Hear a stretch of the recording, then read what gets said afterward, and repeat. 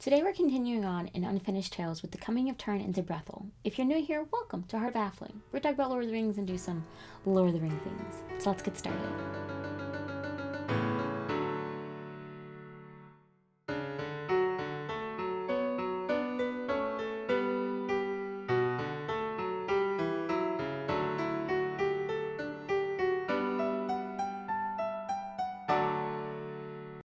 So last we left off, we had Turin going to Dorloman to try and help Morwen and Yenor, and basically causing a whole lot of damage and trouble for the people of Hador. And he's escorted, or I guess guided out is the better way to put it. He's guided out of Dorloman. And now Turin has a new mission, or at least in his opinion, he has three options on what to do next. He can either find a way to help the people of Dorloman, he can go find Morwen and Yenor, or he can go find Finduilas. Mind you, he was told before all of this started to keep an eye on Finduilas. But in this moment, he thinks he has three options. He immediately decides that helping the people of Hador is probably not his best option. He doesn't have the manpower to do that, and he's also caused a lot of trouble for them. So he quickly puts that option aside. Then he decides, well, if I go for Morwen and Yenor, where would I take them? If they've already gone to Doriath, there's no place safer for them than the Girdle of Melion. So he decides, okay, I'm going to leave them alone. And now he's finally decided, okay, I need to go after Finduilas.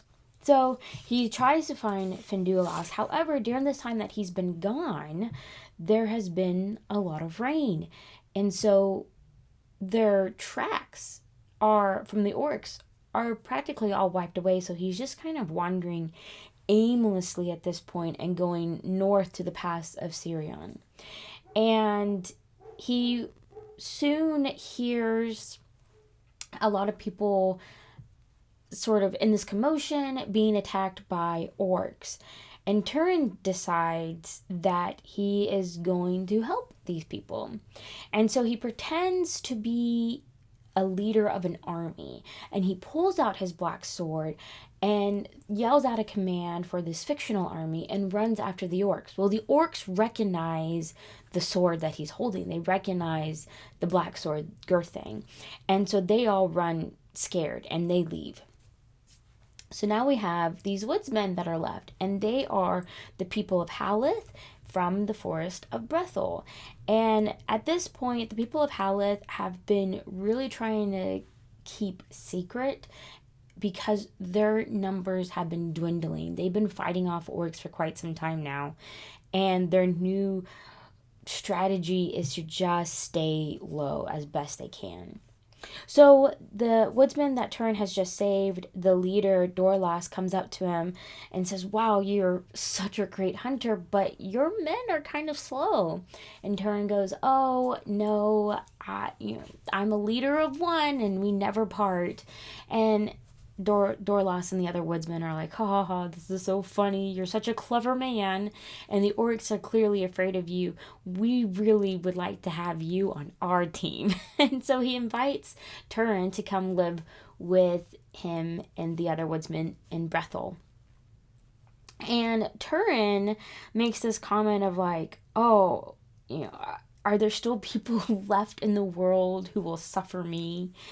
And what he doesn't realize at this moment is that Dorlas and the other woodsmen don't recognize who he is. They haven't put together the black sword situation.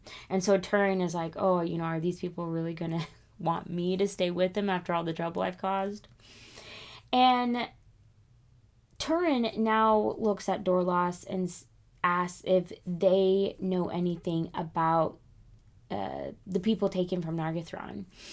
And Dorlas is like, yeah, you don't have to go very far. What happened was pretty close. Like, all the orcs killed the women first. Everybody's dead. Except they killed the daughter of Orderdreth differently. They speared her to a tree. And Turin goes, how do you know that? And he goes, Dorlas is like, well, we found her before she died, and she was looking for someone. She kept calling out for Mormeagle, and we told her we're not Mormeagle, and she says, well, just leave me here so that Mormeagle can find me. And she died shortly after that, and so Dorlas is like, we buried her right there. And Turin goes, where? And Dorla's like, it was a month ago, and it was back this way. He's like, I can take you there. So Turin says, yeah, take me to where Finduilas was. And so Dorlas and the other woodsmen guide Turin to where Finduilas now lays, and Turin just breaks down and basically becomes catatonic in his grief. And it's at this point that Dorlas now sees the black sword and puts together, oh, this is Mormeagle. This is why the orcs just ran scared, because they recognized who he was. We're dumb. We didn't catch on to this. And so the men are kind of like, well, what do we do? He's dead now. And Dorlas is like, no, he's not dead. He's grief-stricken. We need to take him back home to Brandir, and maybe Brandir can heal him. And so they pick him up, they carry him home, they take him to Brandir, and Brandir is like, why would you bring a dead man back to me? Like, you should have just left him alone.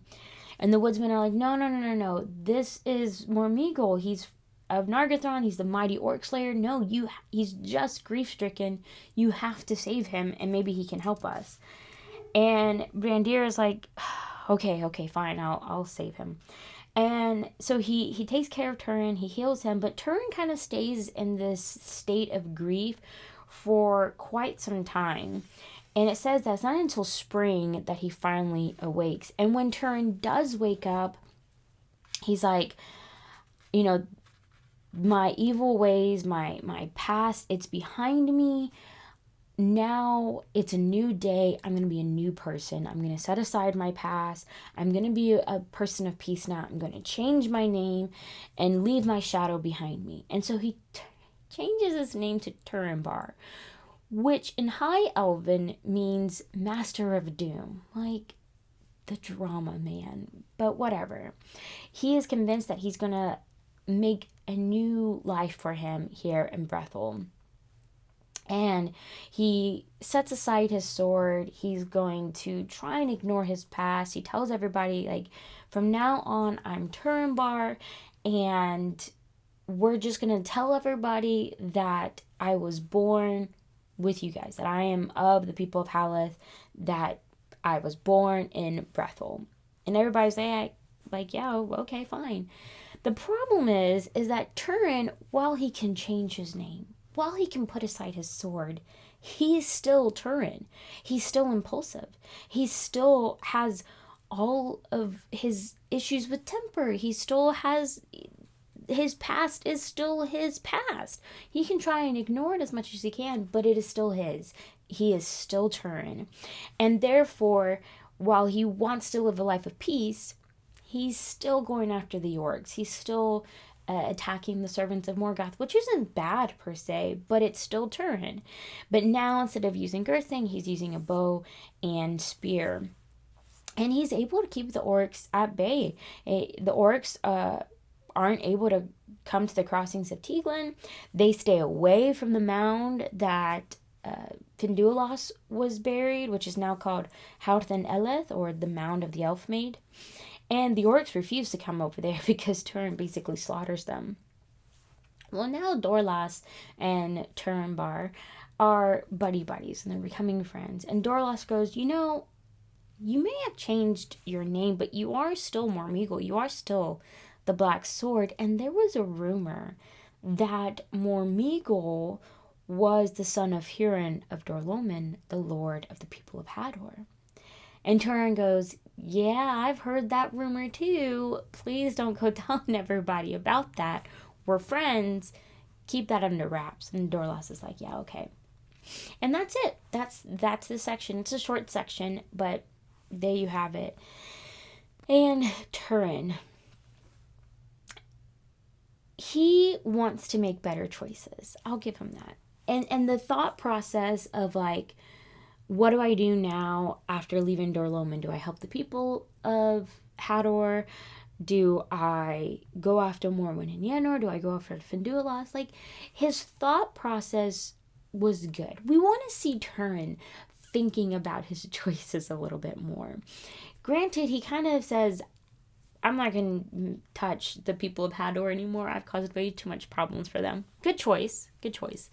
And Morwen and Yenor, they're in the safest place they can be. I'm going to leave them alone. Good choice. And finally he gets to the right choice of, I should go after Finduilas. Like, yes. Yes, Gwendor told you to do that a long time ago. Yes, you should go after Finduilas. But we do love to see Turin thinking about his choices. However, it's just too late. He comes to his senses and he finally realizes that he should go after Finduilas, and it's too late. And that's kind of how I see this point of changing his attitude and deciding to live a life of peace and set his past behind him. Good choices. It's a good thought and theory. It's just too late now. Like, the dominoes are already falling. Things are going to catch up to him. And that's a shame to see. But it does make me wonder if, even with Nienor forgetting who she is, not knowing Turin, and let's be honest, even if she did retain her memory, if Turin never reveals his name, she wouldn't know who he was. He would know who she was. And I guess it would be kind of up to him to reveal that. But most likely they wouldn't have married. Even if she came to Brethil, if she revealed herself as Nienor, Turin may have kept silent, but he wouldn't have married her because he would have known who she was. And so I kind of think that if the whole Nienor thing played out differently, he probably could have stayed in Brethil and lived an okay life, but he would have to wise up. And I kind of think that his choices and kind of thinking out what to do next shows a hint of maybe he can change. Maybe he can become wiser in his decisions, because ultimately that's Turin's problem. It's not his strength, it's not his capabilities as a soldier, it's his wisdom. He lacks total wisdom and foresight and just common sense. And so I think if he was given the time and a place to do that adequately, not among outlaws, not among elves who really don't understand the concept of time, but around his own people, I kind of wonder if Turin would have been able to become a wise, great leader. I don't know. But his decision to make that just came too late. I mean, that's just kind of what it boils down to. His decision to think about his choices is just, it's too late. It didn't really matter at that point. So yeah, that's Turin for you. And there you go. I hope you guys enjoyed this video. It's a short one, but still, I hope you enjoyed it. I hope you guys all had a wonderful holiday. And of course, I hope that you guys have a blessed week and may your homes be filled with food and cheer. Bye!